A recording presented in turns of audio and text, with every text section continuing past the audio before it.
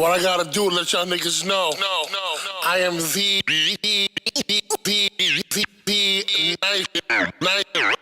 nicest.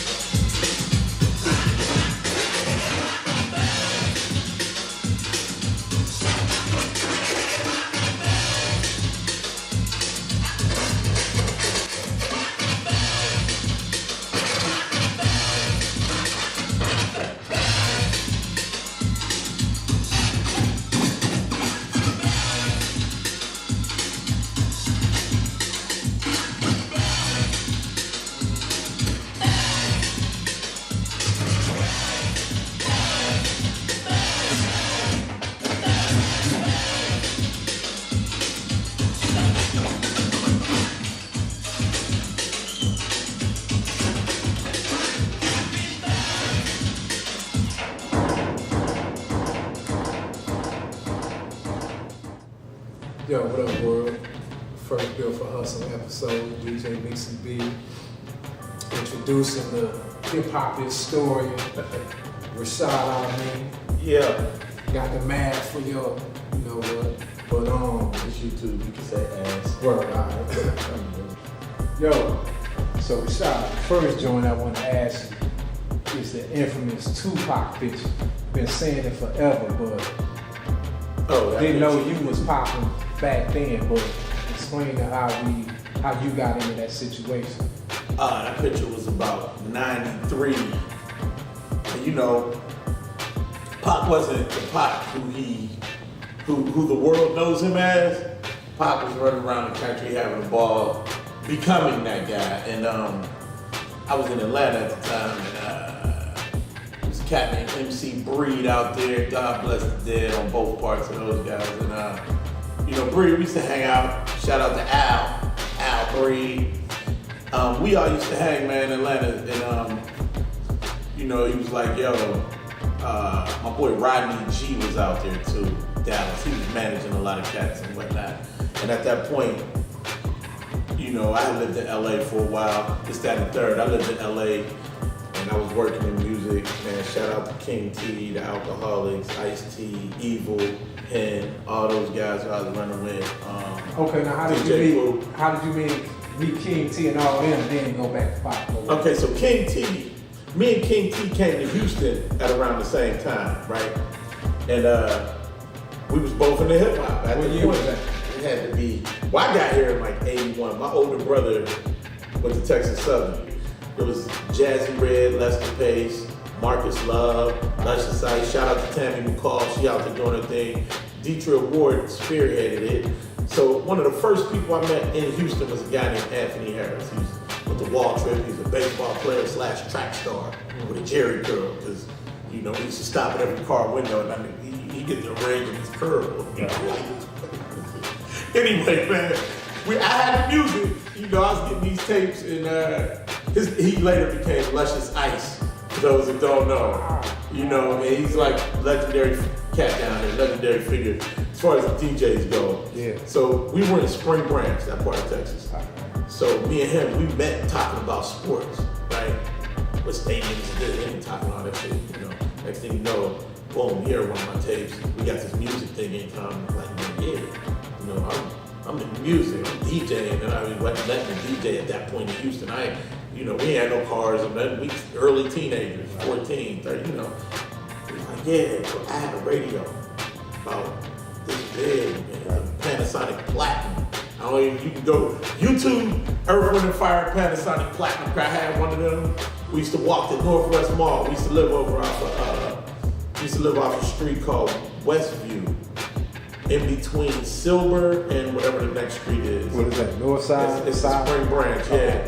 And we used to walk to Northwest Mall.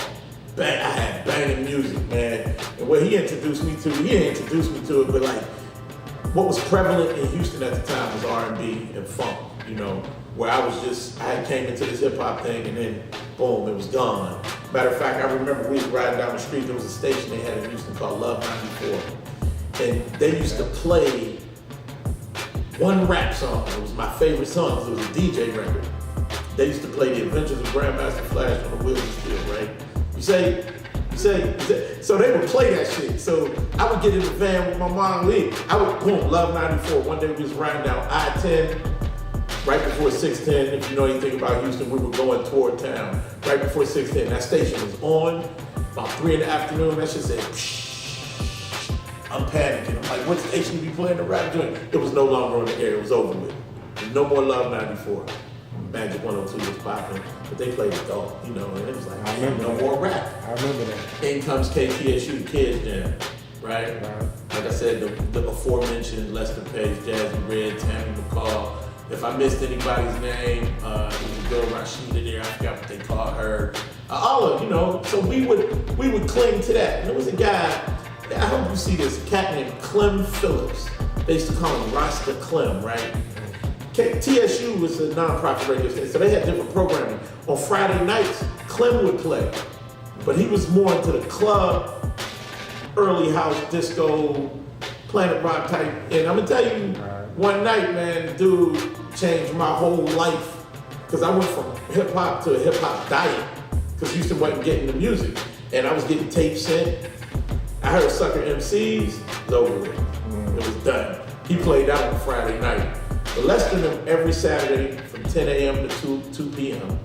Get your cassettes ready, because Kids Jam was on, and all they played was hip hop, man. From the east to the west, they played hip. They broke so many artists. You gotta give credit to them guys, man. So this kid from LA comes out here, you know, Terry T, cold-blooded DJ, man. Motherfucker was nice. He was nice. So he wasn't rapping at first, he was DJing. He was DJ Terry T, you know. That's who he was, man. And he would DJ Rhinestone Wrangler. He was coming up with all kind of shit we had never seen, because back in LA, he was around Bobcat Battle. All these eventually to become famous DJs. But you knew them too, though, right? Well, that's once I went to Cali, and that was through him. Okay. That was through him, but we was all in Houston. This was pre-records for King T. This was before all that. All right. So we were all in Houston at that point, you know, and he was rocking, man. Rainbow Skating Ring back in the day, you know, Ray Barnett was a club, but hey man, and anything Lester and them said, and Walter D too. Walter D, he wasn't really on Kids Jam like that, but him and Lester was partners. We used to call Walter Sweet Life, because Walter was 15, driving to school. He had cars and shit. Walter's the same guy that eventually bought the White Tiger. Like, where did I don't even know the shop for them like that, man, you know. But this is Walter. Walter been, you know, we used to call him Sweet Life, man. You know, rest in peace to Big T.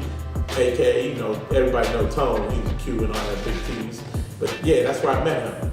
I met my first 5%ers with, you know, Born Divine. They used to call him Born D back. All this shit was going on in Houston because the East Coast lost a lot of jobs through the industry. So a lot of people in Houston was booming. Like you could get 2-bedroom apartments for $300. Yeah, like real live joints. Like a house was like $600 to rent. You know, yeah, I mean, shit. So we in Houston, and that's where we met, man. We was on the club scene, doing a lot of things. There was some more cats that came down here from Jersey, groups like Royal Flush. We dealt with them too, yeah. There was the Casanova crew. Yeah, we all hit this place at the same time, man. So there was, you know, we was the chosen few. Me, my boy Ali Salam, and a kid named Salo Pena. And I'll get into how we start promoting concerts and all that later. But we was young doing this shit, man. We was young, mad young, and we was DJing at places you had to be 21 to get in. But we was 16, 15, you know. The Baby Grand was the first hip hop club in Houston.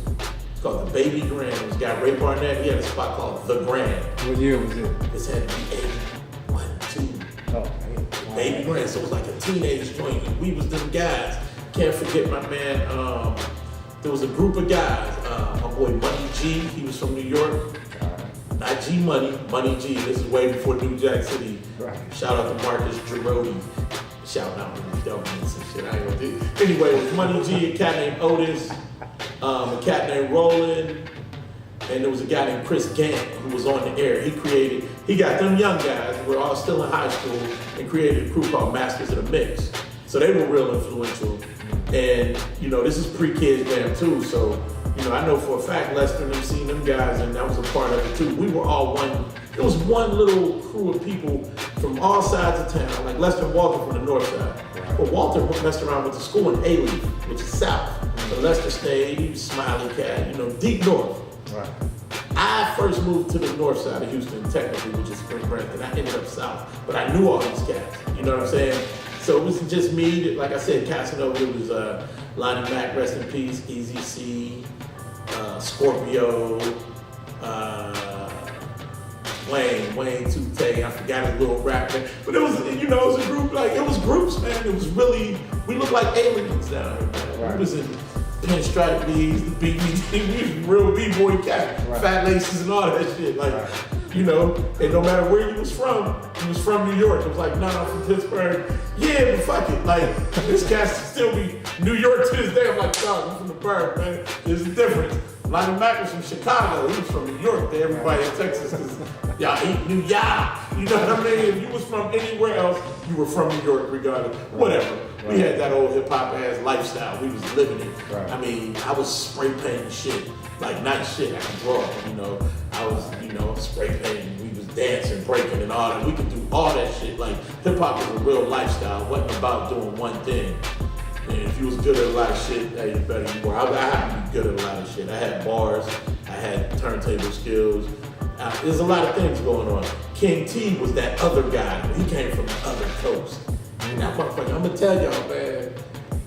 Hey, on them turntables, man, he wasn't nothing. Fucked with right around that time. Right. I remember him putting the spool with the thread, the DJ battle at this old legendary Houston spot, the Rhinestone Wrangler.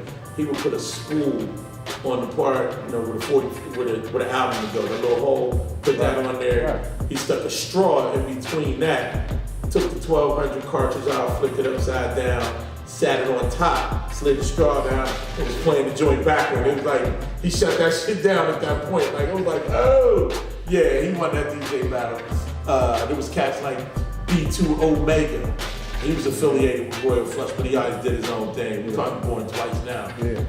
Legendary cat, man. Easily one of the best bar for bar, if you heard his music, and again, he could DJ, So was this the Rap A Lot era? Were these cats on Rap A Lot? This was before Rap A Lot. This was pre-Rap A Lot. Okay. Pre-Rap A Lot. Okay. Shout out to Jay Prince. He just did a book called Art and Science of Respect. Great book. Yeah. Rest in peace, NC Trey and B2. You know about that too. Yeah, a whole lot.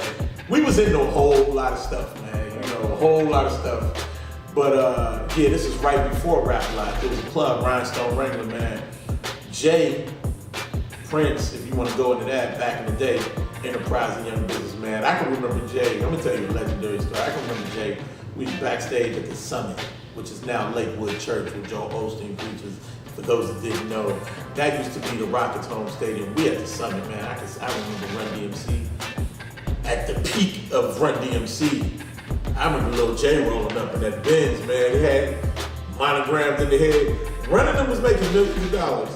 Jay rolled up, it was like, who is that? Right. What the fuck? What is he driving? That shit look like spaceship. Lil J cool, clean, and motherfucker.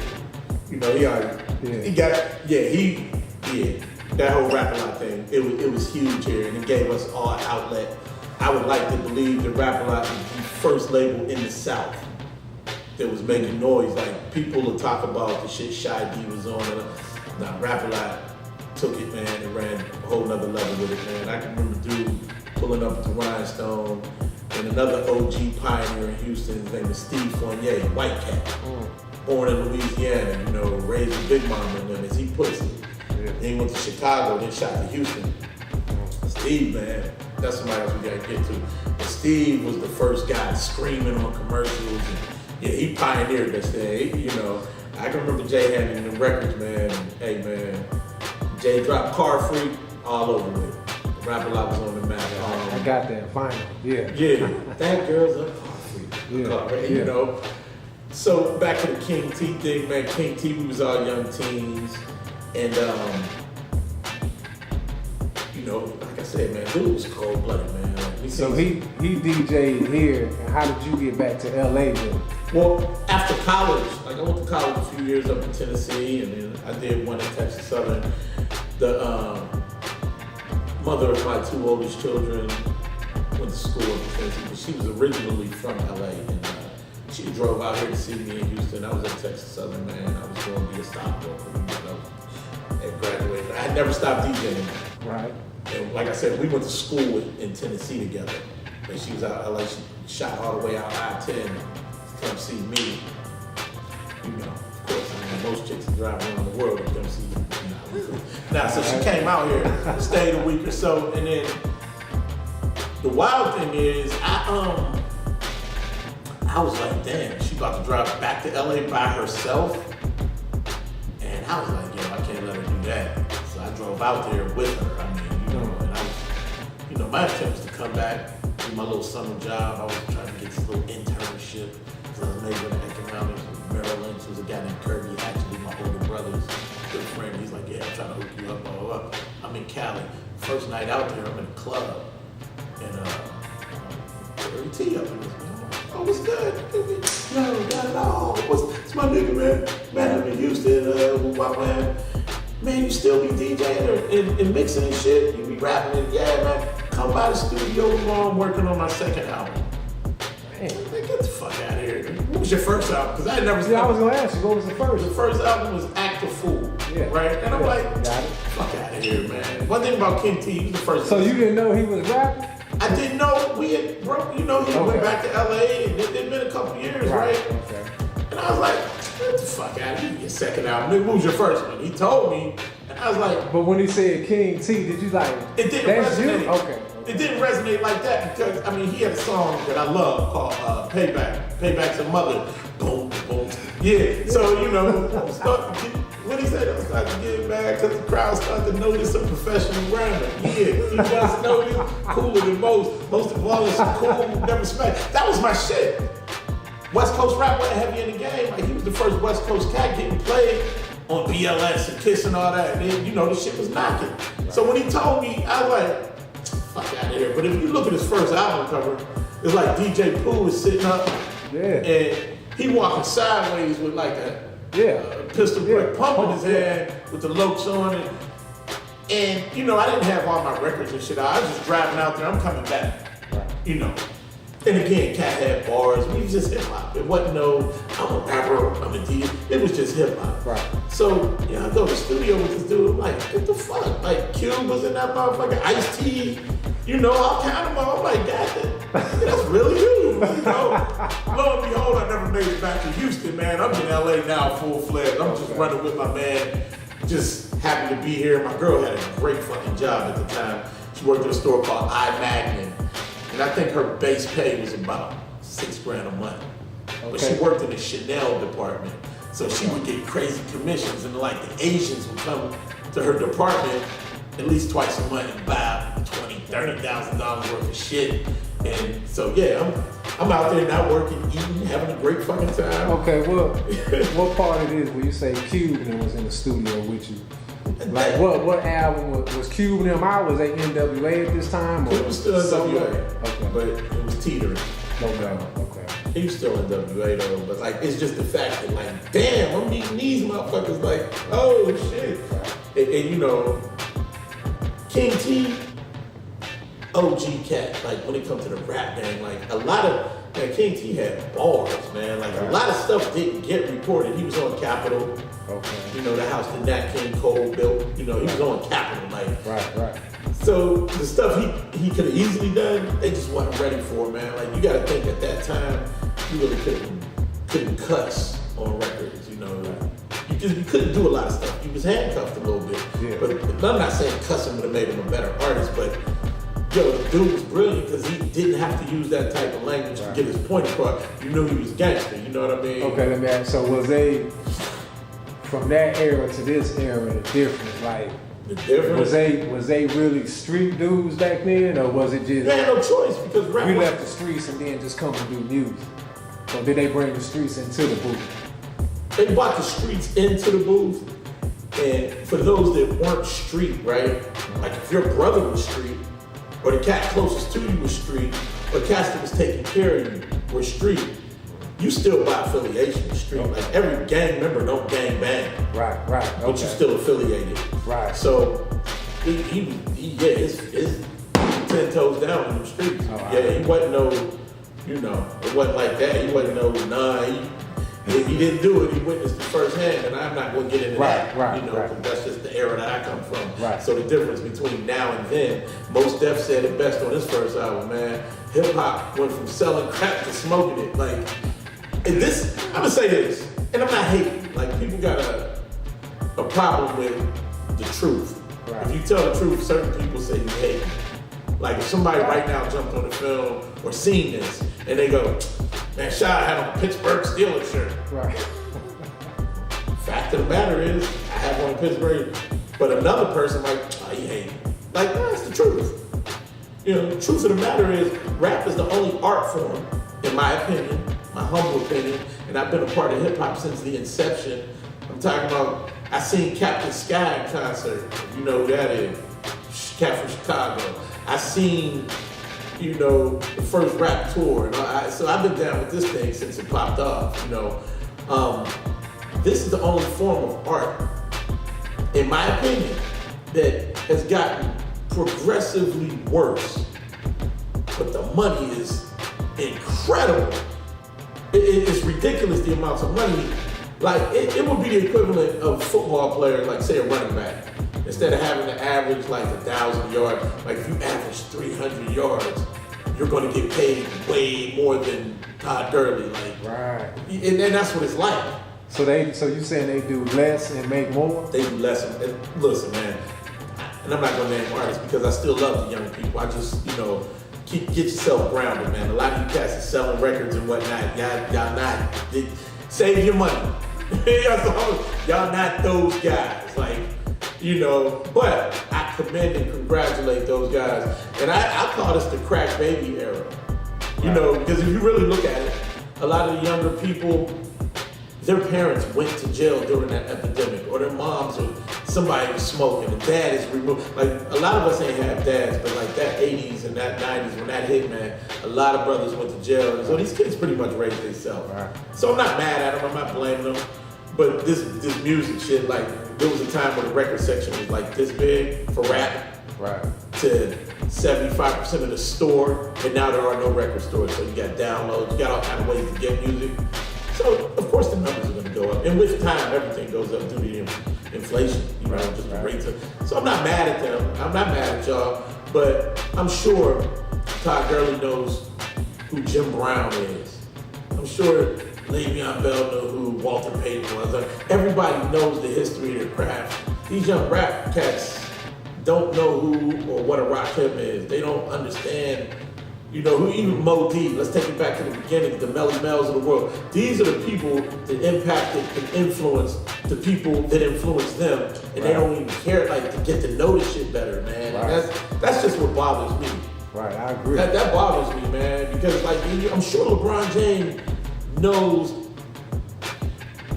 Let me think of somebody from way back. George Michael. Magic. Like, He can say Magic. But I'm Kareem. going before all that. Right, Like, right. these people know these people. Right. Like, Mike Tyson can talk to you about every boxer from the 30s to now. He can tell you these cats, man. And again, certain times it is about money, but it ain't all about money. It's like, when you get money, what is it that you do with the money? How do you improve your conditions or the conditions of your people? But that's a whole other thing. We'll get into that. Right. But all I'm saying is, this thing has gotten progressively worse, but the money is ridiculous. So I hate on you young people. Don't get it fucked up. I congratulate you. I just hope that you choose to do more with what you're getting. These are blessings. So since like the youth talk more about drug culture, like our world, we talk, I guess it was more of a gun, crack. We reflected what was going on. So since they talk about drugs a lot, in your opinion, do you think that's their environment more so? That's their environment, but you have a choice whether or not to use the shit. Right. These motherfuckers glamorizing the use of purple drink and coke and, you glamorizing this shit? Like, this motherfucker's really losing life behind this shit. And Right. that's what you glamorizing? Right. I don't get it. So take a real look at life. That's hard for me to tell. So with it being a disconnect in the culture then, which I mean by history, like you say, we knew history, knew DJs before, so on, but Yeah. when I don't really care about that. But then it's like, look how your music is disconnected from what it really started as. Yeah, so when you take the word hip hop and you say culture, Right. I would say cats. You know, I just seen an interview with Leo Cohen on the Breakfast Club. I saw it. Yeah, I would clear, like when you got that kind of power in this shit. Shout out to Leo, this shit gonna be on YouTube, and please don't delete it and fight the truth. But you a big part of the problem when you sit there and say shit like, I don't care for gay as a drug habit, or we care. He said some shit to the effect of, you know, we got a drug, I'm getting him out of my office, and then Charlamagne hit him with, but you turn around and sell the music. That's hypocritical. Yeah, he said at the end of the day, he got to feed his family. He got to feed his family. Yeah. Well, black children in the United States, welcome to the real America. What white folks have always done. They've exploited us, but now you don't really need that shit, man. We don't need. There's so many outlets to get good music out, man. We don't need those challenges. But Leo, man, yeah, thank you for letting us know for real. It's from the horse's mouth, man. You know, I feel you when you're 37, man, but just 37 years versus. You've been robbing the whole 37. Yeah, man. Yeah. Which is, I mean, again, you know, you getting stuck up. You know, you victimizing yourself. Yeah, you get stuck, but at the same time, flip side of the coin is a lot of you niggas out here, you niggas, not African American, black slave descendants, but you niggas out here, y'all giving up that butt voluntarily, and I can't, you know, you letting somebody rape you, is it called rape? Or is it called sex? You know, It's consensual. it's consensual sex, man, and as long as y'all got that going. But yeah, new topic, man, new topic.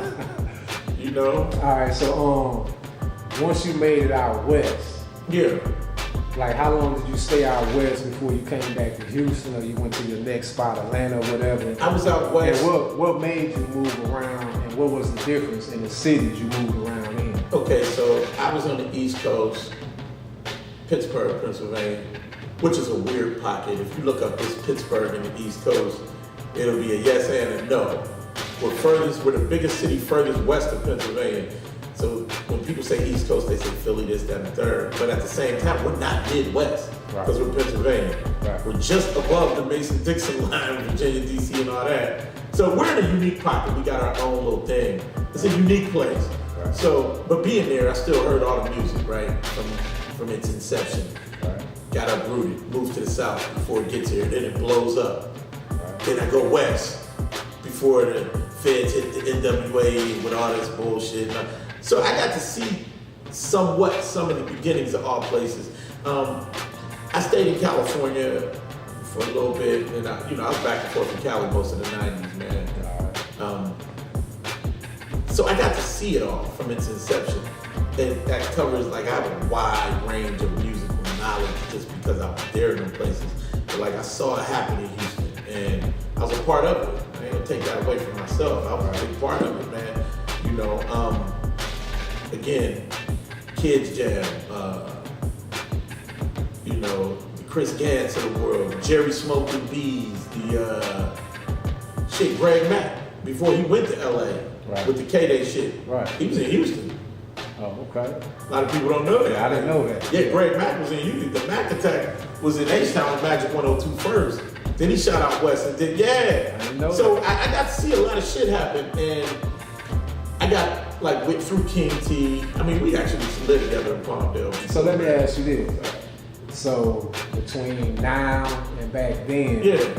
what you think the difference was? Like, I'm hearing you say a lot of people was here in Houston, but they left to make it pop. Yeah. What do you think that was, or the reason? What's wrong with Houston? Or Nothing's wrong with Houston, but there was just no industry in Houston. You either New York or LA. do you think it's still like that in 2018? I love Houston to death because of the financial gain that I've received here, but yes sir, no sir, master, like these motherfuckers, man. Yeah, man, I'm in a real crazy point in life, you know, because the way people are, and I ain't even going front, like a lot of people I named previously, motherfuckers ain't in Houston no more. Right. The cats that built this shit ain't here. Right. You know, Lester ain't here, Jazzy ain't here, Walter's Exactly. here. Walter just switched up his whole shit. Walter's like the king of Zydeco shit. Anything Zydeco, Walter D again. Damn. Like I said, I ain't bought White Tigers before, man. Walter getting money, man. Walter D is the guy. You know what I mean? He's still on radio. But now, the people here, yo, crucify me later, man. You know, outside of Jay Prince, you know, that dude has mastered the music game. I mean, You gotta get a shot of Tony Draper too. You can't forget Hold him. on, I ain't forget Drake. Right. Most cities fine. I just talked to Drake a couple days ago, was telling you about it. All right. Outside of the Jay Prince's, the Tony Drapers, and I'm searching long and hard to think of some more names, man. You know, it's tough, man. These guys understood it. From a different, see, I was coming from somewhere else, so I didn't know what Houston was. Right. Took me a few years to adjust and all of that. Me too. I just knew what the hip hop shit was, but yeah, man. I mean, hats off to Jay Prince, hats off to Tony Draper from a label perspective. I mean, you know, So what you think made them pop though versus the boys, the majority had to go somewhere else? read the art and science of respect. I'm sure Jay Prince can give you his thoughts on it. But what I seen, I mean, there was nights I hung out with Jay. I don't know if Jay remember. I remember we was on the north side of one of Ray Barnett's clubs. Jay had cars. You know what I'm saying? Always cool, man. He gravitated toward me, man, for whatever reason, man. I think that I like to say that I'm an upright, cool cat. And one night we was leaving the club, he said, "Hey, man, let's race." And we was going down Little York, man, doing about 100. He got to the light, he was, you know what I'm saying? I started off like this. I think he gave me a little bit, you know, about 40, 50 yards in front of him, and I'm giving it all I got. Next thing you know, this dude, boom, he got to the light by about 100 yards and beat me, and he stopped. Jay, classic Jay Prince. Yeah, man, you know, I like what you're doing, man, you know. No, he gave me some advice on this chick I was trying to holler at too. I would not reveal that. Right. But hey, I love Jay Prince, man. Right. He never, me and him always been good. I got Jay Prince story for you. I remember one time he was going to this spot called Champs over by the Galleria, right? And I'm a dude that's real, you know. Jay got people around him, security team and all that. I mean,